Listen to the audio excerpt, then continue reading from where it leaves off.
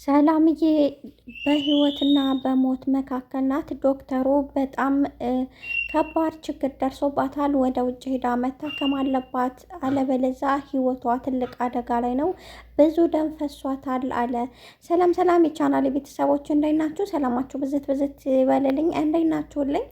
እንግዲህ ሰላምዬ እንደምታውቁት በጣም የወሰደችው መድኃኒት በጣም አስከፊ ከመሆኑ የተነሳ ወደ 10 ምናምን ከኒና ነው የወሰደችው። ምክንያቱም ልጁ ቶሎ እንዲወርድና እየተቆረጠ ምክንያቱም በጣም ወደ 9 ሳምንት ነው ምናምን ስላላት ወደ 3 ወር አካባቢ የሆነው ልጅ ነው እንግዲህ ወደ ነፍስ መግዛት የሚደርስ ልጅ ስለሆነ በጣም ከባድ አደጋ ነው የደረሰባት ማለት ነው ከማህፀኗ ጋር።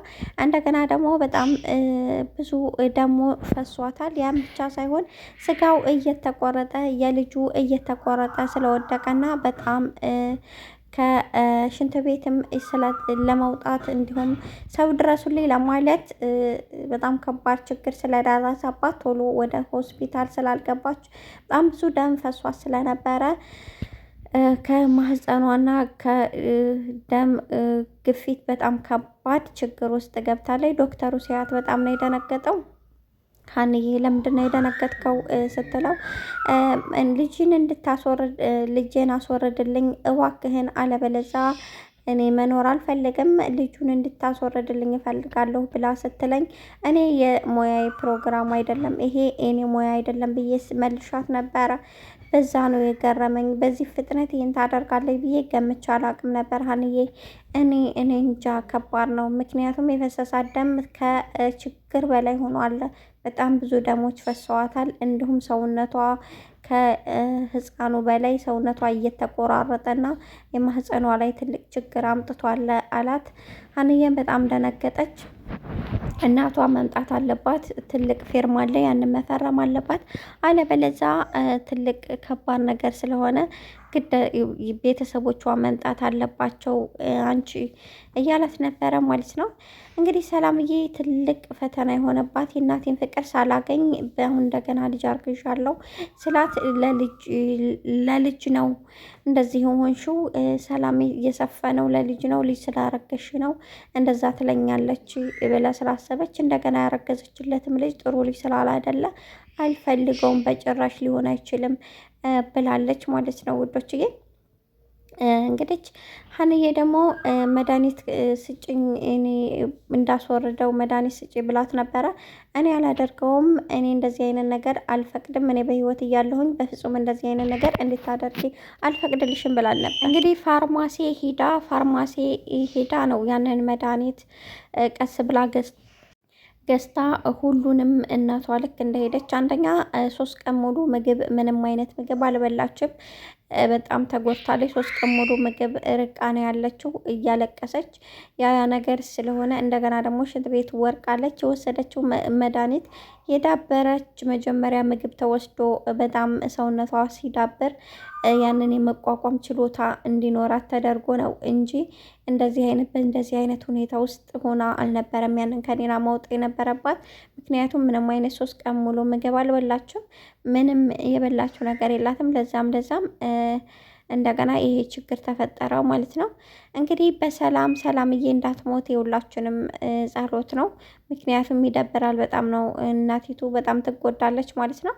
ውዶችዬ ላይክ ሰብስክራይብ በማድረግ ቤተሰብ የሆኑ ላይክ ሰብስክራይብም አድርጉኝ፣ አበረታቱኝ ውዶቼ። እንግዲህ ሀንዬ ለአባቷ ሕክምና መድኃኒት በጣም ተሰጥቷት ነበረ።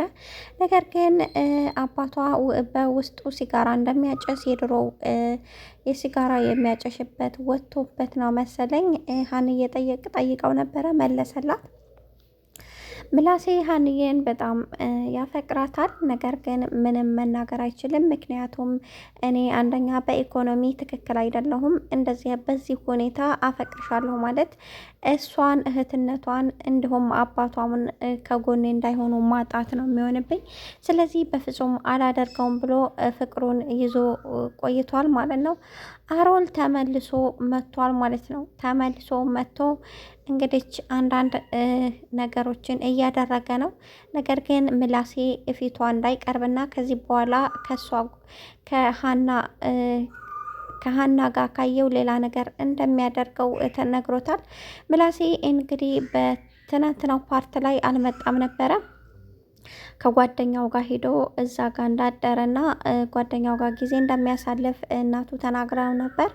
እንግዲህ ምላሴ ሀንዬ በጣም እንደሚወዳት እና በቃ ለሱ ቅርብ እንደሆነች እና ከዚህ በፊት ሁላ እንደሚያውቃት ሁላ ይሰማኛል። ምን እንደሆነ አላውቅም። እናቴ ከዚህ በፊት የማውቃት ብዙ ጊዜ አብሬያት የኖርኩ ከኔ የሆነች እንደውም መረ እናቴ እህቴ ትመስለኛለች ብሎ ነበር። አሁንም የበለጠ ጥርጣሬ እያደረበትና ምን ማድረግ እንዳለበት እየገረመው ነው። ሀንዬ እንግዲህ ቤት ስታጸዳ ፎቶ ተገልብጦ ተቀምጧልና ልታነሳው ስትል እንግዳ መቶባት ተወችው። ሀንዬ አብዛኛዎቻቸው ሀንዬ ቤተሰቦቿ እነሱ እንደሆኑ ካወቀች በፍጹም አትቀበላቸውም። እንደውም ከዛ ስራ ተወጥታ ትሄዳለች።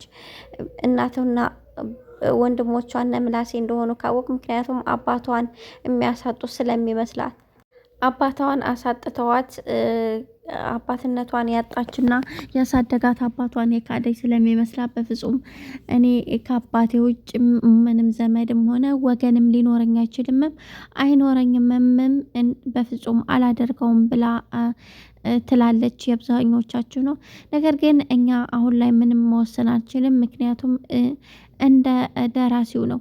ነገር ግን ሀንዬ እንደዛ የአንዳንድ ሰዎች ግምት እንደዛ ነው ያሉት። ምክንያቱም ሀንዬ አባቷን ከመውደዷ የተነሳ በጣም ነው የምትጨነቅላቸው፣ በጣም ነው የምትወዳቸውና በዛ የተነሳ እንግዲህ ስለ ሀንዬ አንዳንድ ነገር እንናገራለን ማለት ነው። እንግዲህ ሰላምዬ ከሆስፒታል ለመውጣት ብዙ ጥረት አድርጋ ነበር።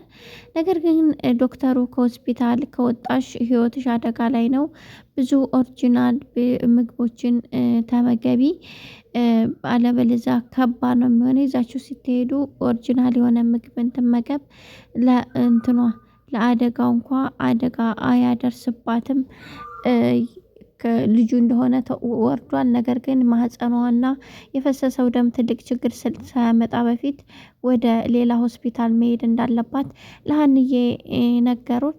ሀንዬ ደግሞ እንዴት ነው ለእናቷ የምነግረው? ትልቅ ሆስፒታል መሄድ አለባት ስትባል እናት እንዴት እንደምትጨነቅ ከባለፈው አይቻለሁና ምን እንደማደርግ አላቅም እያሉ ነበር ማለት ነው። እንግዲህ ሀንዬ በዚህ መንገድ ሆናለች። በሰላም ተሽሏት እንደምትመለስ ባለሙሉ ተስፋ ነን። እናመሰግናለን። ባይ ባይ ውዶች።